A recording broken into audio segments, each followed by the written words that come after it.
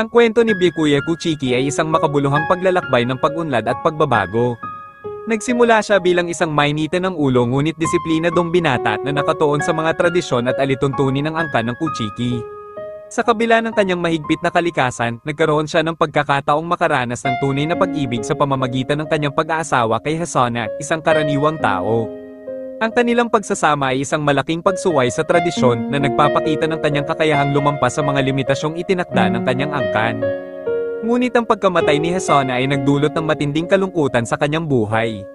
Sa kabila ng sakit, nagdesisyon si Byakuya na ampunin si Rukia, ang kapatid ni Hasona. Ang hakbang na ito ay isang makapangyarihang simbolo ng kanyang pagbabago. Ipinakita nito na sa kabila ng mahigpit na pagsunod sa mga batas, may puwang pa rin para sa pagmamahal at pagpapahalaga sa pamilya. Ang kwento ni Byakuya ay hindi lamang tungkol sa mga tradisyon at batas, kundi tungkol din sa kakayahang magbago, tumanggap ng mga bagong pananaw, at ipakita ang tunay na halaga ng pamilya at pagmamahal. Sa kanyang paglalakbay, nahanap niya ang balanse sa pagitan ng kanyang tungkulin bilang pinuno at ang kanyang papel bilang isang mapagmahal na pamilya. Isang kwento na puno ng aral at inspirasyon.